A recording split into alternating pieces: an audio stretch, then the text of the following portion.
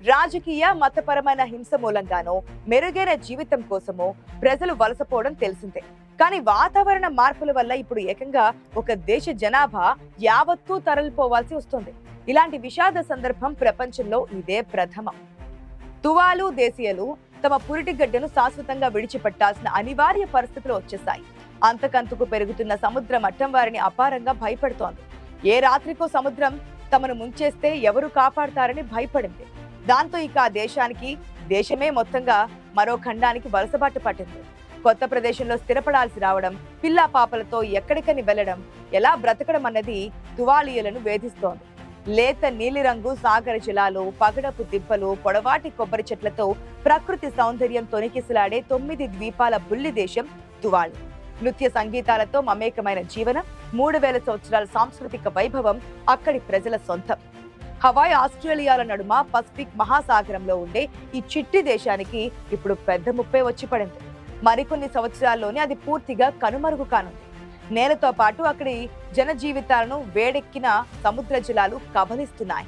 తువాలు భూభాగం సముద్ర మట్టానికి గరిష్టంగా 6.6 అడుగులు, గరిష్టంగా 15 అడుగుల ఎత్తులో ఉంటుంది. అంతా కలిపి 25.14 చదరపు కిలోమీటర్ల విస్తీర్ణంతో 10,643 మంది జనాభా ఉంటుంది. వాతావరణ మార్పుల వల్ల తుఫానుల ఉధృతి, సముద్ర మట్టం పెరుగుతుంటే అలల తాకిడికి నేల కోసుకుపోతోంది. తాగునీటి వనరులు ఉప్పు నీటితో కలగలిసిపోయి తాగడానికి వీలు లేకుండా మారిపోతున్నాయి. వ్యవసాయం, జీవనోపాధులు దెబ్బతినిపోతున్నాయి. ఈ సమస్యల కారణంగా తువాలు నివాసానికి పనికి రాకుండా పోతోంది. ఇప్పటికే 2 దీవులు మునిగిపోయినట్లుగా చెబుతున్నారు. నాసా విడుదల చేసిన లేటెస్ట్ రిపోర్ట్ ప్రకారం చూస్తే తువాలులో సముద్ర మట్టం 2023లో ఉన్న దానికంటే 15 సెంటీమీటర్లు పైకి వచ్చిందిట. ఈ లెక్కన మరో 10 ఏళ్లలో ఈ ద్వీపం కనిపించకుండా మునిగిపోయే ప్రమాదం ఉందని శాస్త్రవేత్తలు చెబుతున్నారు. వాతావరణ మార్పులు ఎంతటి విధ్వంసాన్ని, విషాదాన్ని మిగులుస్తాయో తువాలు దేశ ప్రజల దుస్థితే చెబుతోంది. పర్యావరణం ప్రకోపిస్తుండటంతో ధ్రువ ప్రాంతాలలో మంచు వేగంగా కరుగుతోంది. దాంతో ఆ కరిగిన నీరు సముద్రంలో కలుస్తుండడం వల్ల నీటి మట్టం అపారంగా పెరుగుతోంది. దీంతో సముద్ర తీరాల వెంట స్థిరపడిన దేశాలకు ముంపుతో కూడిన ఉపద్రవం వెంటాడుతోంది. నిజానికి ఇది ఏదో ఒక్క దేశానికి సంబంధించిన సమస్య ఎంత మాత్రం కాదు. ప్రపంచ వ్యాప్తంగా పలు దేశాలు ఈ తరహా ప్రమాదంలో చిక్కుకుపోయి ఉన్నాయి. గ్లోబల్ వార్మింగ్ కారణంగా భూగోళం మొత్తానికి వివిధ రకాలుగా ముప్పు ఏర్పడుతోంది.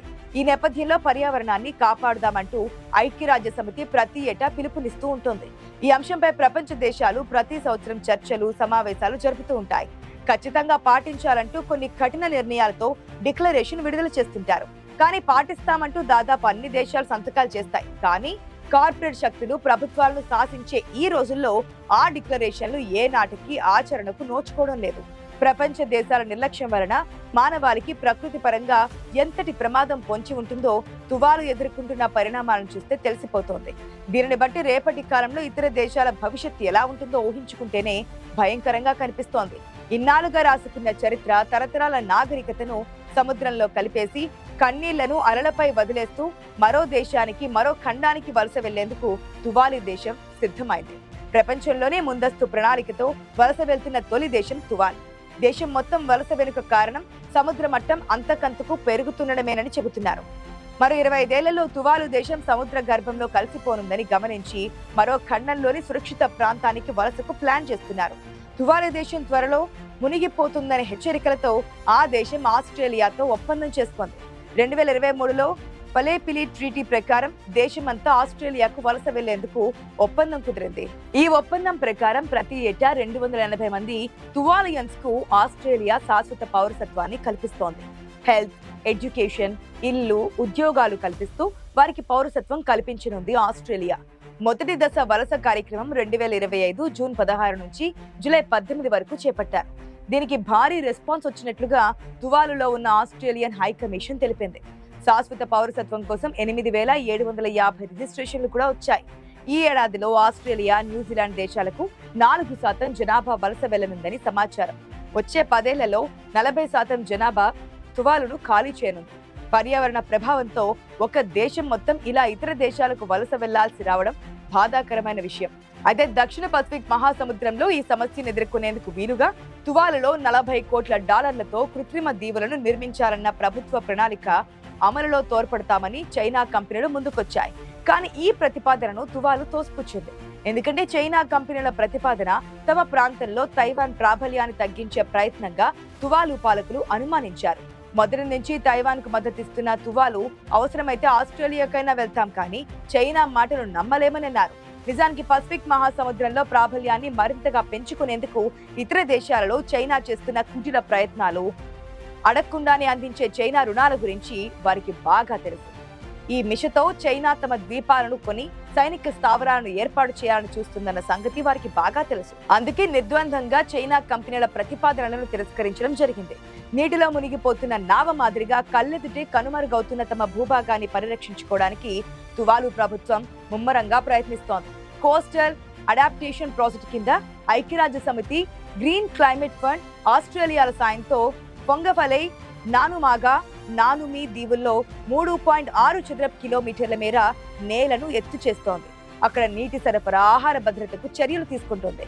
డిజిటల్ నేషన్ ఇనిషియేటివ్ ద్వారా భావితరాలకు తమ సాంస్కృతిక వారసత్వాన్ని అందించేందుకు ప్రయత్నిస్తోంది. తువాలు ఒక్కటే కాదు, కిరిబాటి, మాల్దీవులు, మార్షల్ ఐలాండ్స్ వంటి తక్కువ ఎత్తున్న ద్వీప దేశాలు సైతం సముద్ర మట్టాల ఉధృతి మూలంగా గడ్డు పరిస్థితులు ఎదుర్కొంటున్నాయి.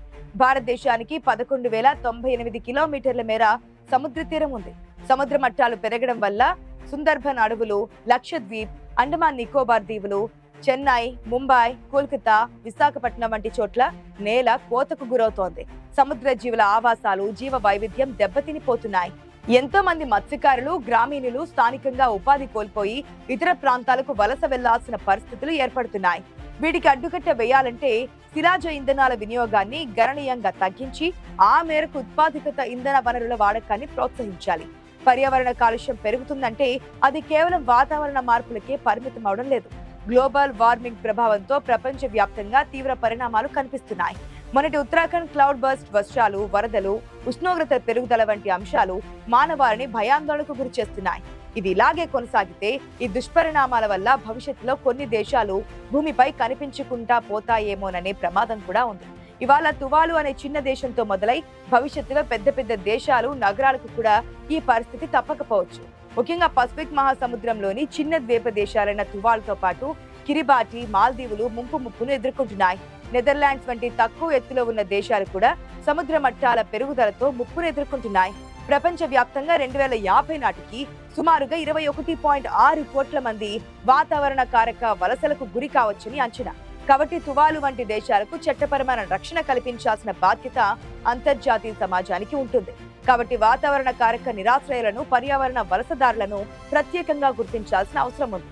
ముఖ్యంగా మానవతా వీసాల జారీకి, ద్వైపాక్షిక ఒప్పందాల ద్వారా దేశాల మధ్య వలసలకు అంగీకారం కుదర్చడానికి గట్టి కృషి జరగాలని అంటున్నారు విశ్లేషకులు. ప్రపంచ వ్యాప్తంగా ప్రబలుతున్న వాతావరణ మార్పుల కట్టడికి అన్ని దేశాలు బాధ్యత వహించకపోతే ఏదో ఒక రోజు యావత్ మానవాళి మనుగడకు పెనుముప్పు తప్పదు.